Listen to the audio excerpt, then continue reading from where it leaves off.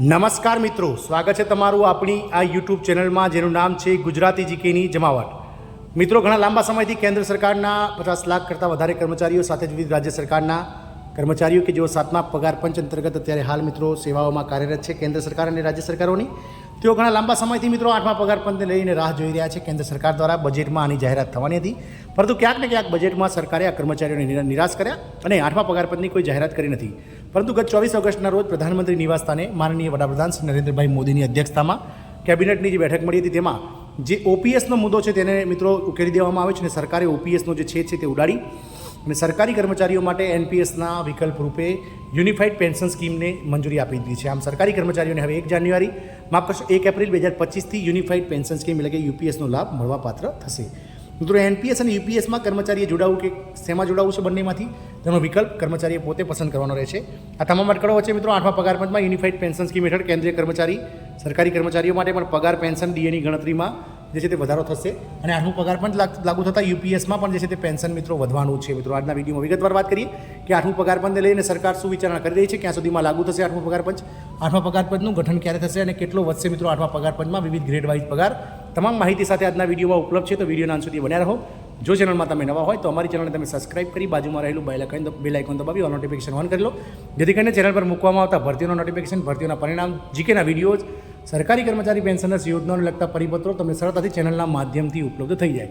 તો મિત્રો, 8મા પગાર પંચનું જે ફિટમેન્ટ ફેક્ટર છે તે કર્મચારીઓ 3.68 જે છે તે ધારીને બેઠા છે, પરંતુ સરકાર દ્વારા ગત વર્ષે પણ 3.68% સરકારી કર્મચારીઓ દ્વારા ફિટમેન્ટ ફેક્ટર માગવામાં આવ્યું હતું, એટલે કે પગારમાં 3.68 ગણો વધારો માગવામાં આવ્યો હતો. પરંતુ સરકારે 2.57% ફિટમેન્ટ ફેક્ટર ગત વખતે 7મા પગાર પંચ વખતે જે છે તે મંજૂર કર્યું હતું. આ વખતે પણ મિત્રો એવું જ ધારવામાં આવી રહ્યું છે કે સરકારી કર્મચારીઓ માટે 1.92 ફિટમેન્ટ ફેક્ટર સરકાર સ્વીકારી શકે છે. સરકારે યુનિફાઈડ પેન્શન સ્કીમ દાખલ કરી હોવાથી જો તે 2026માં લાગુ કરવામાં આવશે તો 8મા પગાર પંચ હેઠળ પગાર ડીએ પેન્શનની ગણતરી પણ બદલાશે.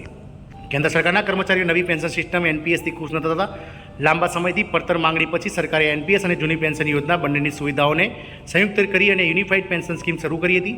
આનું પગાર પંચ 2026માં લાગુ થવાની ધારણા છે, જે પગારમાં વધારો કરી શકે છે, જેમાં લેવલ 1 સંભવિત રીતે જે અત્યારે હાલ 18,000 રૂપિયા પગાર મળી રહ્યો છે તે વધીને 34,560 અને લેવલ 18નો જે હાલમાં 2.5 લાખ રૂપિયા પગાર ચૂકવાઈ રહ્યો છે તે 4.8 લાખ થઈ શકે છે. એ રીતે યુનિફાઈડ પેન્શન સ્કીમ હેઠળના પેન્શનની ગણતરી પણ આ સુધારેલા પગારના આધારે કરી શકાય છે. એનપીએસમાં કર્મચારીઓ દર મહિને તેમના મૂળભૂત પગારના 10% યોગદાન આપવું જરૂરી છે, જે સામે સરકાર 14% યોગદાન આપવામાં આવે છે. એકીકૃત પેન્શન યોજનાની વિશેષતાઓ: યુપીએસમાં નિશ્ચિત પેન્શનની રકમની જોગવાઈનો સમાવેશ થાય છે. એક બાંયધરીકૃત અને પૂર્વ નિર્ધારિત રકમ કે જે નિવૃત્તિ પછી કર્મચારીને નિયમિતપણે મળતી રહેશે. યુપીએસ હેઠળ 25 વર્ષ કે તેથી વધુ સમયથી સેવા આપનાર તમામ કેન્દ્રીય કર્મચારી છેલ્લા 12 મહિનાના તેમના છેલ્લા ખેંચાયેલા કે બેઝિક પગારના 50% પેન્શન તરીકે મળશે. વધુમાં દર 6 મહિને જે છે તે ડીઆર રિવાઇઝ થતું રહેશે, એમ પેન્શન વધતું રહેશે. આ કર્મચારીઓ તેમના પેન્શનની રકમના નિવૃત્તિ પછી ફુગાવા સંબંધિત વધારા પાત્ર બનશે.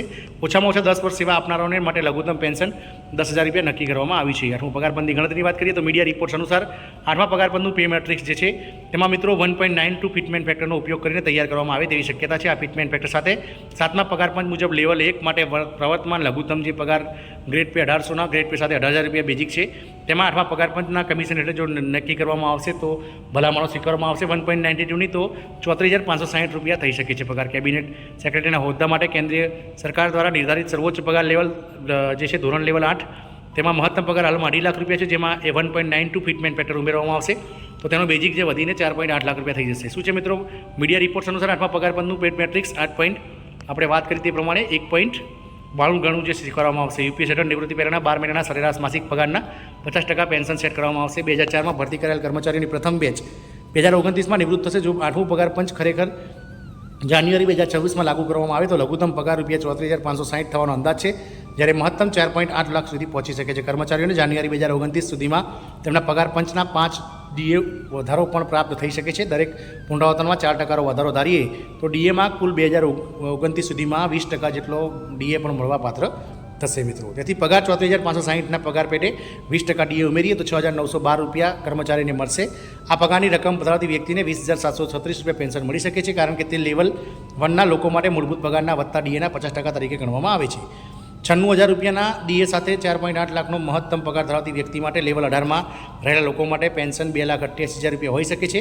જાન્યુઆરી 2029માં તેમના છેલ્લા ખેંચાયેલા પગારના 50% છે. ફાઇનાન્શિયલ અનુસાર જે છે તે આ રિપોર્ટ્સ તૈયાર કરવામાં આવ્યો છે. આમ મિત્રો 8મા પગાર પંચનું ફિટમેન્ટ ફેક્ટર 1.92 સ્વીકારવામાં આવશે તો તમામ કર્મચારીઓનો પગાર જે હાલ છે તે મિત્રો બમણો થઈ જશે. અને પેન્શનમાં પણ યુપીએસ લાગુ કરવાથી સરકારી કર્મચારીઓને છેલ્લા બેઝિક પગારના જે 12 મહિનાના સરેરાશના 50% અને ડીઆર ચૂકવતા રહેશે, જેથી ઘણો ફાયદો થશે. જય હિન્દ, અસ્તુ.